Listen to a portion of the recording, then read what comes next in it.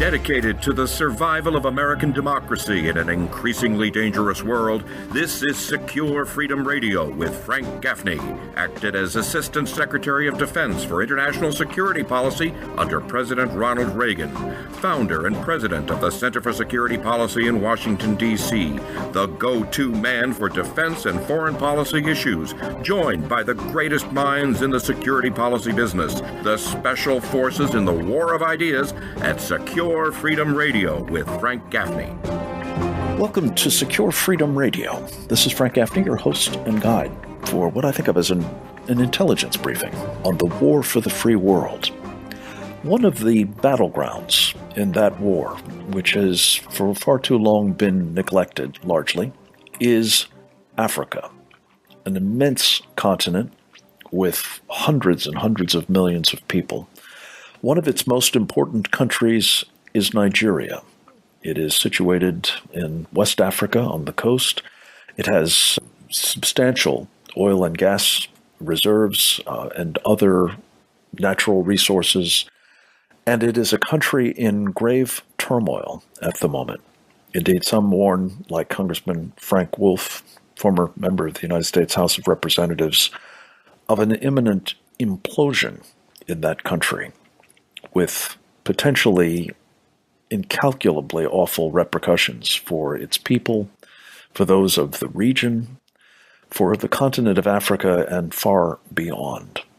I had the privilege on Thursday of participating in a program that featured Nigeria. It was sponsored in part by a new organization of which I am the president and CEO, the Save the Persecuted Christians, it's called. And we were privileged to be able to convene in the company of some prominent Nigerians a second program after a rollout of ours. And you can see this at SaveThePersecutedChristians.org if you're interested in going to the video of the launch event at the National Press Club. But we also were privileged to share the stage in the second part of the program with individuals of the Nigerian American diaspora and others from Nigeria who were there to bear witness to what is happening to Christians, yes, but also to many others, including to the country of Nigeria itself, at the hands of, well, sharia supremacists, I think is the short form of it. One of the men who presented in the course of that very impressive program was Tony Nnadi. He is a barrister, that is to say an attorney by training. He is also the Secretary General of the Lower Niger Congress. And the Lower Niger Congress, as we'll be discussing with him, is an organization that has been convened to try to help both the people of Nigeria in country and their expatriate community in this and in other parts of North America to help preserve and hopefully save the Nigeria that has been in distress for quite some time, as Tony Nnadi will describe for us now. Tony is an articulate and impressive advocate for freedom and for those who are at risk of losing it, both in his native land and far beyond, if the sharia supremacists have their way. I'm very pleased to say he's agreed to be with us for a full hour to discuss this extraordinarily important topic, and I look forward to doing so with him. Tony Nnadi, welcome very, very sincerely to Secure Freedom Radio. It is a delight to have you with us, and I appreciate you giving so generously of your time to discuss this important matter. Thank you, Frank, for having me, and I welcome the audience to this important session. Well, good. Let me start by helping those of us who may not be able to find Nigeria on the map, perhaps, or certainly understand its importance to the continent of Africa and the world, to do some level setting with you. Can you help us with first the geography of Nigeria? Where is it and what's around it? Yes, Nigeria is in the region of Africa where you have to the Atlantic waterfront you call the Gulf of Guinea, and then on the upper side the Lake Chad Basin. Nigeria is sandwiched between that Gulf of Guinea. In fact, it's very much a part of the Gulf of Guinea and the Lake Chad Basin. You have Cameroon to the eastern side. You have the West Africa, the rest of West Africa. Nigeria is part of that West Africa, which includes Ghana and the rest of them. And then to the north of it is these ungoverned spaces that begins with the Libya of recent, dislocation, and you have Sudan in that northern flank. You have the Sudan that boiled over only recently, hasn't quite settled, and you have Chad, you have Niger, where American soldiers were killed not long ago, and these are the places that surround Nigeria. To the northwest, you have the northern Mali, the parts that the Islamists overran Europe and but for the French intervention. So Nigeria is sitting in the middle of these places mentioned. And if I could just interrupt you, one of the things that has characterized, I think, virtually all of the countries you've just mentioned, to say nothing of some like the Central African Republic and the Democratic Republic of Congo, which are not too far away either, they're all in turmoil or in grave danger of, coming undone as they've existed at least to this point, which has considerable bearing on the point I think you're getting to, which is that this is a part of the world that we better be paying much closer attention to. Yes, because of the sheer number of people that are trapped in the enclave, and we're talking about 200 million people, which also will immediately affect the immediate sub-region, the rest of West Africa. We have about 15 countries that depend entirely on what happens in Nigeria. So you could have another 50 to 60 million people to worry about. If anything goes wrong with Nigeria in less than 48 hours, the global community will be worrying about what to do with no less than 250 million refugees. I mean, people who will be running helter-skelter, in all directions. The only other thing to mention is that in that Nigeria, those who may have heard about Biafra before, because these are the same issues that led to the war the whole world had to help manage in 1967 to 1970, where the peoples of the eastern half of southern Nigeria, the ones that declared themselves the Republic of Biafra, when these Islamic forces came in genocide against them. They fought for 3 years and more than 3.5 million of them got killed. The issues that led to that fight, the forces, the very persons, human beings who led that fight, trying to eliminate the populations in the place to take over their assets, because incidentally the oil and gas assets that come from that Nigeria, because that's about the only thing the global community knows about Nigeria, that it sells oil along with a few other countries. That entire stock of that oil is in that eastern part, and these Islamic forces had come to wipe off the population to become the new owners of the assets. Of course, they've now expanded their gaze. We have to take a short break. We will be right back to discuss more with the Secretary General of the Lower Niger Congress, Tony Nnadi, right after this.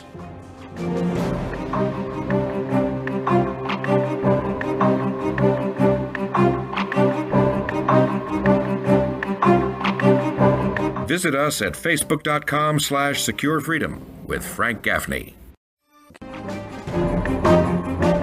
You're listening to Secure Freedom Radio with Frank Gaffney from the nation's capital in Washington, D.C. Welcome back. We're spending this hour on the distant shores of Africa, at least virtually, with an extraordinarily knowledgeable and articulate tour guide. His name is Tony Nnadi. As I mentioned earlier, I had the privilege of being with him when he addressed a program that was sponsored, an impressive program at that, sponsored by Nigerian expats led by Dr. Shayo Ajiboye and Stephen Anada. We'll be talking more about that program in the course of this hour with Tony Nnadi. But Tony is with the Lower Niger Congress, which has an arm here in the United States to help spread the word and stay in touch with the very large Nigerian American expatriate community. And Tony, you were just helping us sort of situate on the map in a zone of great and growing turmoil, unfortunately, a country of 200 million people. Tell us a bit more about the makeup of that Nigerian population, both in terms of tribes and in terms of religious denominations, persuasions. Yes, for the global audience, it will suffice to think of Nigeria in three blocks. There is definitely the South, which is basically Christian, and the Republican in nature, not in worldview, not feudalist. And there is the far north, the part that has embraced sharia and feudalism, and which has been on a mission of taking the entire country for itself, just like we've seen elsewhere. And that part has 12 states out of Nigeria's 36 states. Those 12 contiguous states imposed simultaneously Sharia in year 2000 and began to dislodge people and whole communities in the next adjoining territory, which is the Middle Belt. So you have to the south, you have the block to the south and the block to the Middle Belt that has a Benue, Plateau, Nasarawa, Adamawa. All of these places you hear about killings in recent time. They are Christians, but they were part of the northern Nigeria that was governed for almost 80 years by these, Muslim far north that now has 12 states. And where we are now is that they've gone beyond just proclaiming Sharia for themselves, contrary to the provisions of the Constitution that brings Nigeria together. That Nigeria is a secular union between all these blocks, and it was carefully, decided to be so. And even at the time independence was being negotiated, that part that has gone back to Sharia now wanted Sharia. But the British, had to set up a commission that settled some of those questions, and they removed, the compromise was that Sharia was removed from the table, and they brought in what they call the penal code, so that the Middle Belt, that was part of that northern region of the time, could be in that region, being Christians and not be molested. But so it was a fundamental part of the discussion of how that Middle Belt could be part of that north, and by extension, how Nigeria could be one country. Because if the Middle Belt that is sharing the Hausa lingua franca with the rest of the Sharia belt to the upper north, could be so indisposed, could be so reluctant to become a part of a region that will be governed together with them included, you can then imagine the South that had nothing in common, not religion, not language, not culture, not even any serious commerce. And so it became a fundamental thing that Sharia should not be brought near the Union. Yeah. Let me just take a moment, because I think our audience is pretty familiar with this term, but just to help again characterize what the problem is.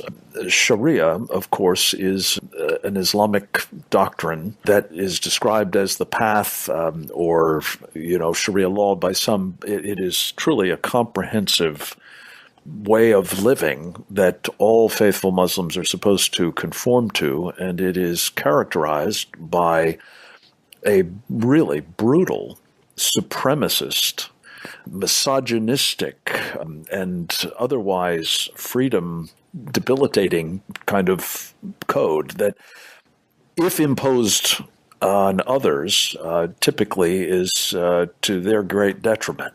Either it will result in their extermination if they don't convert, or at the very least their sort of reduction to a sort of dhimmi status, as it's called, as second or third class slave citizenry. So when you're talking, Tony Nnadi, about the northern belt populated by people who do practice Islam according to Sharia, and by definition thereby are ordered to try to expand its reach through jihad, this inevitably was going to make it tricky for people in the middle belt or the south if there was not some check on the expansionist tendencies of the people in the north. And what has, of course, happened since that constitution was adopted, I guess with the encouragement of the Brits, has been the rise of what some call Islamist tendencies, or simply Sharia supremacist, forces elsewhere, as well as in Nigeria. So talk first about those forces in Nigeria, and then we'll get to some points that you were making last Thursday about the Islamic State and others who are now finding that to be a fertile ground for their supremacist program. Yes. The thing that has made the Nigerian case a lot more volatile is also the feudalist angle to the Fulani, who are the Fulani is that a supremacist group that have run that place and established control. There are people they met there who they basically subjugated to a point of no voice anymore. Now, again, the Fulani are Islamic tribesmen, as I understand it. They're nomads, but they've become increasingly armed and aggressive towards the non-Muslim population. Is that right? Yes. The ethnic drivers of this Sharia movement are the Fulani, who themselves are feudalists in their worldview, right apart from Sharia. They do not believe that all men are born equal. In their world, there's only the master and the slave. And things like democracy is offensive to them. They don't want to discuss. They don't believe that the slave should be competing for space with his master. And the slave is not entitled to anything, including the right to life or property. And therefore, they see the rest of Nigeria as that slave. On one side, being feudalists. The rest of us are slaves in their eyes. On the other side, being Shariarists. The rest of us are infidels in their eyes. So either way, we are already condemned. The rest of Nigeria is already condemned to death, because if you insist on democracy and constitutionalism, you are offending them, because it should be a matter of a master and servant that should never be put in competition. If you then say you are Christian or you want something else, you are an infidel. And in their Sharia, they are entitled to, they owe it a standing duty of faith to kill the infidel. And as feudalists, they owe it a standing political duty to themselves to prevent their slaves from voting away. Because in the subjugation that they've been helped to, achieve by the colonial, Britain that came working with them, and we have to come back to that point of what they came from outside. That Fulani is an itinerant population. They don't have any country to which they domicile. They are a nomadic population. Yeah, throughout much of this Lake Chad region, as I understand it. But let me turn, before we run through too much of this block, I just want to introduce another force in all of this, about which we've heard much more in the West than we have of the Fulanis, and that is Boko Haram. How do they fit into this picture, Tony Nnadi? Boko Haram was simply a creation, a deliberate creation of that caliphate, the Fulani-led caliphate, to overrun, to seize power in Nigeria. And they used it maximally. Unfortunately, there were some elements in the West that worked with them somehow, because at the time that Boko Haram should have been contained for what it is, should have been categorized for what it is. Somehow it was delayed in the days of Hillary as Secretary of State, and all the way to when Obama left office. It was like a rigmarole. And then they managed to use that Boko Haram to cause so much of havoc, and they shot their way to power. You will recall what led to the outcome of the elections of 2015, in which a Southern Christian president was hounded out of office. Combination of all kinds of falsehoods and propaganda, and a lot of bloodshed, because it was a matter of, if only one of us could come, this thing could be contained. They were making it increasing the volume of blood that had to be shed to maintain that pretense that it was the weakness of the man from the other side. Bottom line, they used Boko Haram to push their way to power. Tony, let me ask you to just suspend for a second, because I'm out of time for this block, so we will be right back to discuss more with the Secretary General of the Lower Niger Congress, Tony Nnadi, right after this.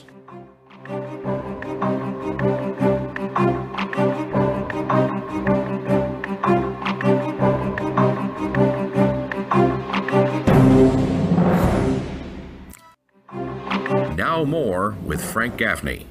Welcome back. We are visiting with Tony Nnadi, an attorney, a barrister, as they call him, in Nigeria, a man who has been devoting much of his life to trying to perpetuate the rights and freedoms of people in his country, and has done so as the Secretary General of the Lower Niger Congress.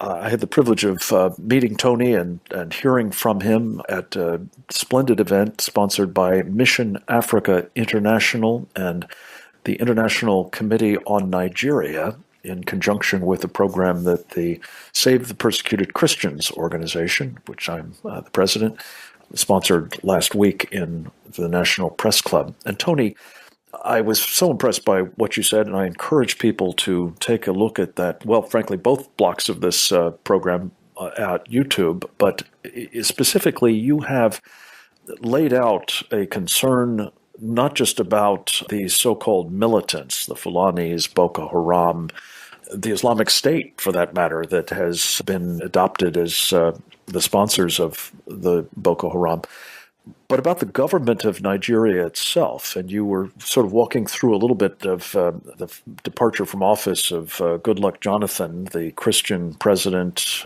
under a cloud of corruption and other charges.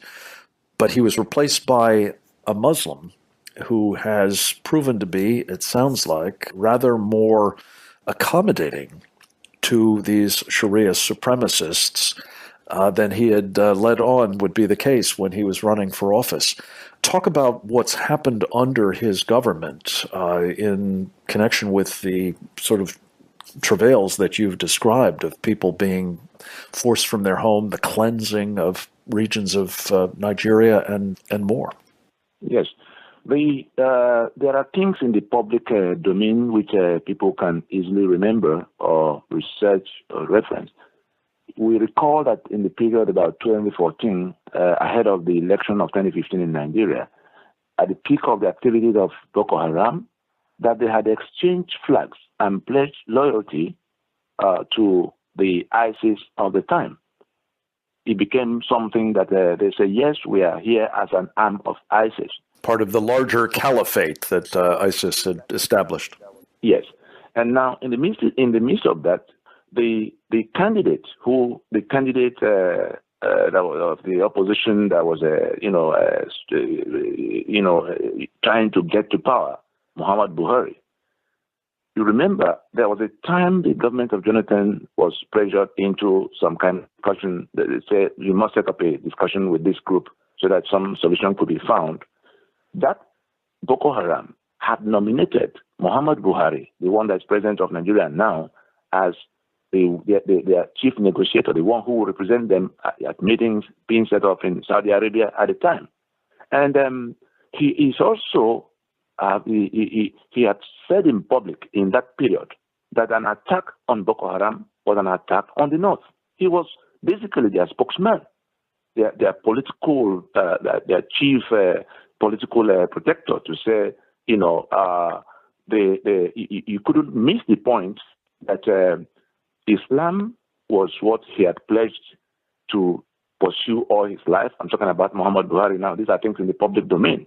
He had said it at the time Sharia was introduced in the year 2000, that God willing, he will, anything that is within his reach. At that time, he wasn't president. That anything that was within his reach, he will use to spread Islam throughout Nigeria. That's on the side of Islam.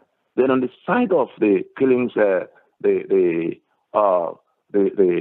what has now become mixed up as power, that is being deployed for seizing the sovereign space as a minority group that is now in control of all the guns and all the treasury. He is also the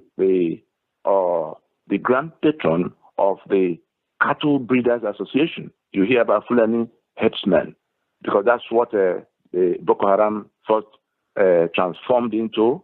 They pretended they were herdsmen.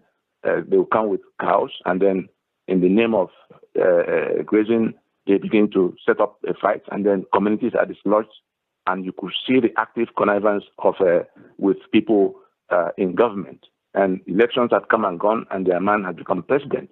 So you couldn't draw the line between what was happening illicitly and what was happening, what government was doing about it. And when you look at some of the public responses of that government of the current government of Muhammad Buhari to the cries of those who are being killed in the Middle Belt, the governor will go to say, "Oh, we're being killed by strangers," and he says, "Oh, go home and learn how to live with them." That is the president, that's commander in chief, in a constitutional arrangement in which only the federal government had, exclusive control of all the guns in the land, police, army. Where will you get the gun to go and defend yourself from people who come from mostly across the border outside Nigeria to come to dislodge your communities under your watch as governor? The Inspector General of Police did actually say in public too that they should, that those who had put in place laws to impede the movement of the headsmen, anti-grazing law they call them, that those laws should be removed for them to have their peace. This is the police that are supposed to be going to their aid, people being killed. Then we had the army chief, the chief of army staff, saying that there were grazing routes for those cattle long before Nigeria came, and that if people have chosen to put developments on where should have been grazing cattle grazing routes, that they should be ready to contend with whatever they see. These are all so between the spokesman of the president once when saying that people should learn how to prefer their lives to their land. That is, give up your land and keep your life.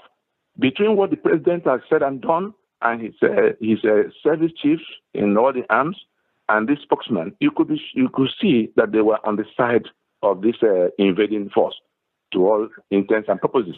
This is very helpful. Let me just see if I can distill it down so that I've got it, and hopefully my audience has. There was a fellow by the name of Muhammadu Buhari who was elected as an alternative to the Christian former president, promising sort of to behave in a benign way, as I understand it. In practice, however, he has, both in his own right and through his subordinates, been accommodating to, if not actually supportive of, these Fulani tribesmen, herdsmen, militants, whatever you want to call them, who are basically militia, Boko Haram under a different, flag, but basically promoting Sharia's expansion at the expense of Christian populations in lands they've long resided in. And that the effect is to drive those Christians from their lands and create conditions under which more violence is almost certainly going to occur. And I just wanted to ask you one question. This is, what's happening is often described, as you know, Tony Nnadi, as a cycle of violence or a clash between these Christians and these Sharia supremacists. Is that accurate? That's a dubious narrative consciously set up to deceive. There's no clash anywhere. The indigenous peoples, the owners of those territories, are in their communities. The Constitution forbids them and their state government from touching arms. That is not in the hands of federal government. Then these strangers come to meet them in those communities, to kill them and dislodge whole populations. And then somebody turns around to say it is a clash between who and who. These are invaders. And we recall the General Danjuma, Theophilus Danjuma, the former chief of army staff, who had to raise an alarm that what was going on was ethnic cleansing by these Fulani elements, and that the government and the government forces, that the army and the police that were supposed to be protecting citizens, were hands in glove with them, were in collusion with them. It was a loud alarm he raised. And for a man who was a chief of army staff of Nigeria, who had been involved in this matter since 1966, he certainly knew what he was saying, because his own community had come under attack. And he was in a position to know that those invaders were receiving help from the government forces that were supposed to be protecting the people. Let me just ask you for a point of clarification, Tony. You mentioned the term ethnic cleansing, which is familiar from lots of other places in the world, notably the former Yugoslavia and the Middle East and so on. It sounds as though it's not so much ethnic cleansing as it is religious cleansing. Is that not a more accurate way to describe it? Is it that it's a tribe that is being cleansed, or is it really that if you're not Muslim, you are subject to being removed forcibly from the land or simply killed? That was why I introduced earlier the phenomenon of the Fulani. That's the ethnic content of this mix. Yes, the Sharia was there, but the same people promoting this Sharia are also ethnic supremacists. They are Fulani. And in that alchemy, you have a terrible mix in which they come at you waving the religious flag. But when the chips are down, even those who are Muslims but not of their own stock in those places, they are overrunning. They kill them along. So it boils down. They play the cards. They have some intricate balancing they do to maintain certain pretenses. They need to maintain them. But bottom line is when we say a caliphate, it is the religion is the toga they have to wear to be able to put a pretense around the real. It's an invasion to exterminate those who own the place, because they came from outside Nigeria. They came by jihad in 1804. And their eyes are on the entire territory. And they've used everything they could find to, now the global Islamic Caliphate movement has taken advantage of the situation they've created in the place. We have to wrap up for just a moment. Tony Nnadi, we will be coming back to sort of the geostrategic implications of what you've just described is taking place at the moment in Nigeria right after this. Go to securefreedomradio.org today. It's your freedom. It's your country. Frank Gaffney's Secure Freedom Radio.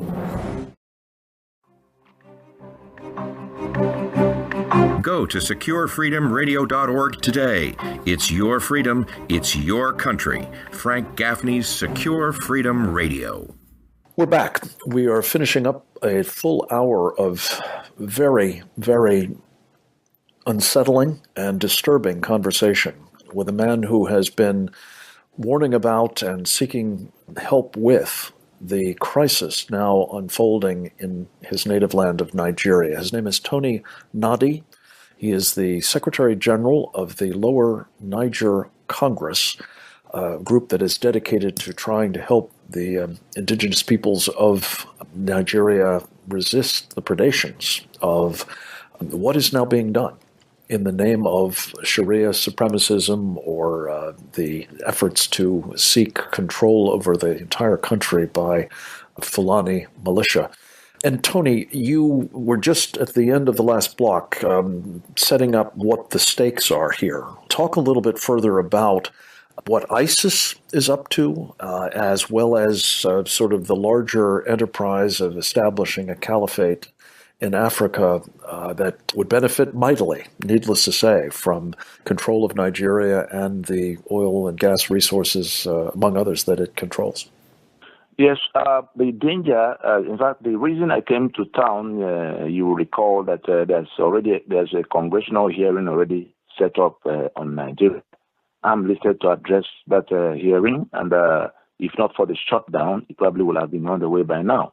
But as that awaits, we had to do the program we did to call attention to the matter as it's developing. What has happened now is that the conditions created by Boko Haram and the so-called headsmen, there are no headsmen, they're just Fulani militia, have quickly grown into something the global Islamic movement has taken advantage of. And remember, I mentioned that Boko Haram, at the peak of their glory, had exchanged flags with ISIS, and from that point on, most of the big attacks were now happening in the name of ISIS itself. And we recall that a few weeks ago, the joint operational headquarters of the multinational task force that was supposed to be fighting them in the northeast there, including the armies of Nigeria, Cameroon, Chad, and Niger, was sacked by an ISIS West African operation unit, with a lot of armored battle tanks and all kinds of things. They dislodged them. They chased away the military from the place and have been in occupation of the place, as well as nearby bases all around. Where that has led is that Islamic caliphate that is being challenged in the Middle East has managed to establish a passage, a route that cross between the eastern flank of the Africa adjoining that Middle East, so much of ungoverned territory, Central African Republic, to the south and side, then Sudan and all of that, with everything Libya had introduced in that axis, they have established some connection with that the boiling space of the northeast of Nigeria. And the way they're going with the support we can all see from afar, they're getting from the Nigerian state itself, the current organizers of the Nigerian state, the current government in place. We fear that if they get to the next election, they are pushing everybody to election at a time these issues should have been resolved first, because the constitution is disputed. They want to get under 4 years by all means. Of course, we all hear about all the things they've already done in an attempt to win the election by all means, chasing opposition people all around. If they get those 4 years, we suspect that it is for them to roll their tanks deeper into, southwards from where they've arrived. Now, they are done with the north. They are in the middle belt doing havoc, and they will roll into the south. And when they do that, it might come to where they seize the sovereign space, the entire sovereign space of Nigeria. And we already know the Chad and Niger and northern Mali, each of which is bigger than Nigeria. We already know that those places are basically ungoverned spaces. They are like satellite PlayStations for Nigeria all this while. But with this monster coming in no time, if they overrun the sovereign space of Nigeria, these other territories will come back to be like Nigeria times 5, being in the control of these, Islamic, global Islamic movement. And the oil resources and all the other things that they can get here will become, a functional base for them to relaunch their global campaign, which they have been stopped in the Middle East, substantially from doing. They've relocated here. And the reason we have now come to the United States to inform everybody that instead of allowing the whole thing to come to where 250 million people are running helter-skelter because everybody's going to feel something about it, boots will have to be put on ground down the road, the United States can help at this time to stop the matter from getting that bad by appointing a special envoy that will come to, sit down with all of those who are contending in one part or the other to put the kind of solution that can contain this. What the U.S. is been doing in the region is based on a misdiagnosis. Of course, I'm sure many saw the report of the U.S. Army War College in Pennsylvania 2013 titled Nigerian unity in the balance. People can Google it, where the military has taken their time to look at what was going on in the region and advise Washington, to do the things along the lines of what we are proposing now, that a line has to be drawn to prevent this monster from seizing that sovereign space. Because if that is not done, it becomes a much bigger problem that will consume a lot more, destabilize everything, you could think about, and becomes a lot more costly for all the sides. Okay, so let's just recap then, because this is really the crux of the problem.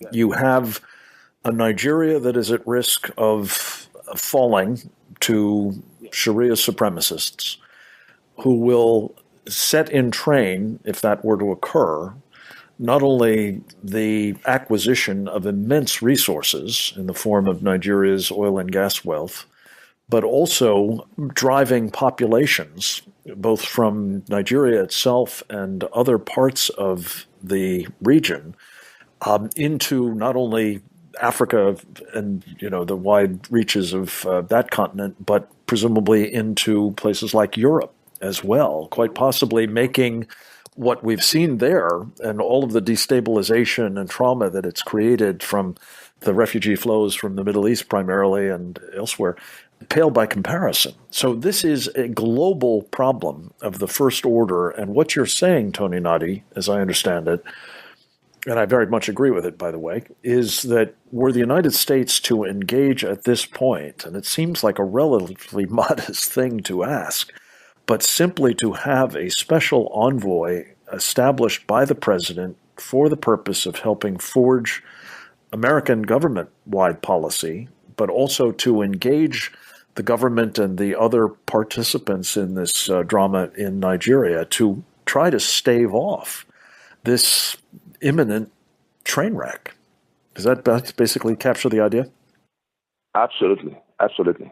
What resistance is there, as you see it now, to this modest request? I mean, it seems to me to be the least we can do. We've got special envoys for all kinds of things, including one that was just named, as I recall, for Syria, I think it was. But what is it that impedes this request from being honored? I would think that the people who are, committing the atrocities are also, maybe they have their lobby, they have their narratives, their falsehood they've set up. They have a lot of money to service their lobby that goes to tell, the wrong story to those who are not probed.